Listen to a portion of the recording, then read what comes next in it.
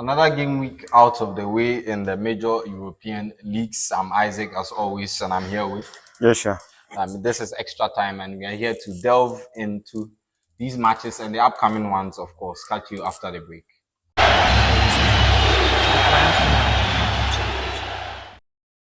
Welcome back. Last week saw some amazing fixtures with Arsenal hosting Liverpool at the Emirates. A game which ended in a 2-2 thriller to start with. How do you assess both teams right now? Liverpool lies second on the table with Arsenal just behind them. Mind you, Arsenal have had a few significant blows in terms of suspensions and injuries, but it looks like they are grinding.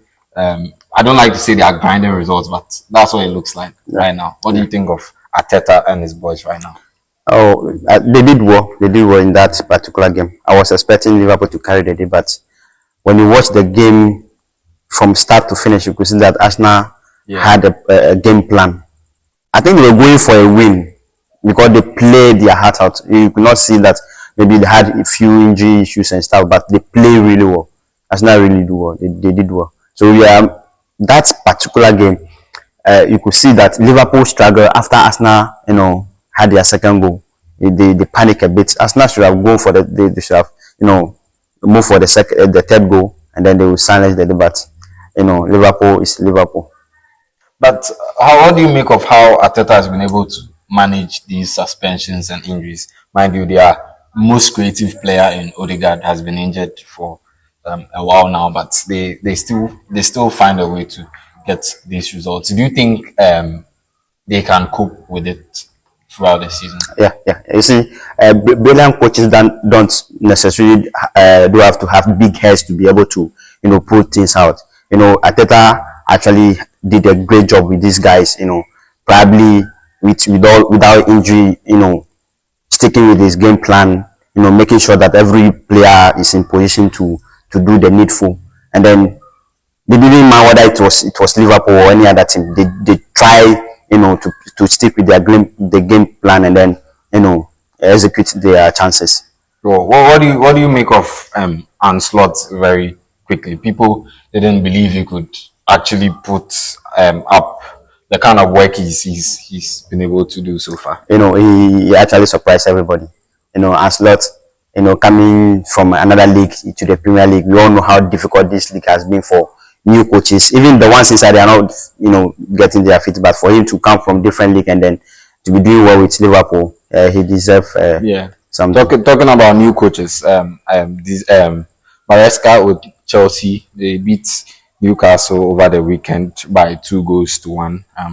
Palmer grabbing his 21st goal in 21 appearances at the Bridge. Let's talk about Maresca so far, and their star man, obviously their poster boy, Cole Palmer. Cole Palmer moving from Man City to Chelsea, it was something that nobody expected. We all expect that at least he will stay, he will spend another season with the Citizens, but he decided to move on. And Guardiola, you all know, will not, want to keep a player who is not happy. Any player that wants to move, you allow you to move on. And then Maresca, in one of our preview matches, I was talking about him being the first coach to resign, but at the end of the day, at the end of the day, he has put things together to lead Chelsea into the position where they are now. Yeah, they take on Ruud van Nistelrooy's side, at least for the meantime. He's the interim manager for Manchester United. But let's talk about Ten Hag. Do you think it was harsh on Manchester United side to sack Ten Hag? You see, for Ten Hag, for all bad coaches, they were all doing well. For him alone, he didn't do anything at all with Man United. They won 2 trophies.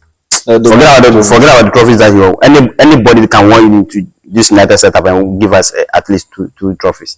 But he did well. But just that his man management was very poor. You could just see that there's no a cohesion. There's no discipline in the dressing room. Exactly, that was his biggest problem. Yeah, you as a coach, you cannot do that thing under how do you call it, Jose Mourinho or even Carlo Ancelotti. But here is a situation where everybody, the players were on the pitch. We are expecting them to do something for the team, for the fans. They don't care. Nobody's taking responsibility. And then at the end of the day, the coach has to go. And then his game plan, I try, very hard to understand his philosophy as a manager. It's difficult. I don't know. He just put everybody there, play for me. Everybody there, play for me. You are playing Mashrawi at number 10. So you are telling us that Ericsson is not a typical number 10, or it's not a player that can hold the number 10 position. What are you telling the fans? So I think he deserves to go. I think I don't want to say excuse, but the excuse that was given was that in his development years, Mazraoui, he played as a midfielder, so he wanted to. So prior to that match, has he tried him in competitive match to see if that guy can actually, prove something in that number 10 position? Maybe in a big match. That's why he tried it in that particular match. So you are using, No. He gets it wrong. He gets it wrong. Okay, Manchester United, they took on Chelsea at the weekend. Your predictions before anything else? Your predictions? 2-2. You don't think Maresca and his boys? Forget about Maresca. United is United. 2-2 draw. United is United. And that interim manager syndrome, do you think they can survive Cole Palmer and whatever they will bring on board? The other match last season, the last match, the last head-to-head with United, that match United had to win that match, but because of coaching, you cannot be leading 2-0 or 2-1 in the space of 5 minutes. You are conceding 3 or 4 goals. Who does that? Yeah, you were leading by 3 goals. So at the end of the day, by additional 10 or 6 minutes, you are conceding another 2 goals. What do you have to do? You are leading already, so all you have to do is just to buckle your shoes and then stand firm. At the end of the day, it's just 5 minutes. You have played a whole of from 1 to 90 minutes, so 5 minutes should be something that you can gather the players or give proper information to your players to stand in good position for them to be able to give you a point at least. Well, now he's no longer your manager, so you don't have to talk so much about him. But Newcastle play host to Arsenal. Quick on that. Arsenal take on Liverpool. Arsenal take on Newcastle. Arsenal win 2-1. Arsenal win by 2-1. What about Liverpool Brighton? It promises to be a very good game, obviously, with Hazel's young boys. Don't forget that in the midweek they'll be playing is it FA Cup or Carabao Cup? Yeah. And then I think that in the league, we are close. Yes. But Liverpool should win. Obviously. And elsewhere in the Italian Serie A, a very, very, very interesting match between Inter Milan and Juventus. you had the opportunity to watch that game. Tell us what you think. You see, for a very long time, 4-4, or 4 goals apiece in Italian football. You hardly see that game. Nobody was expecting that at the end of first half there will be a maximum of 3 goals. But by first half it was 2-1 to Inter Milan. But it was a good game. It was a very good game. Players were disciplined. There was no cases of red card to jeopardize the entertainment aspect. So I really enjoyed the game. I really enjoyed the game. I'm expecting that in their next fixture, in the same fixture in their second leg, it should be at least a win.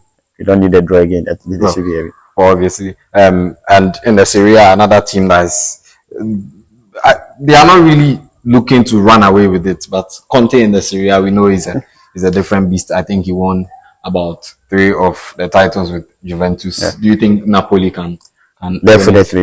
All he needs to do is all he needs to do is to say the boys, we have taken the league before. Do this one for the fans. They can do it. Obviously. They can do it. Interestingly, those are the thoughts there as we enter the next game week across the European leagues. We'll look at the El Clasico in our next video and issues around the Ballon d'Or. Thank you for staying with us.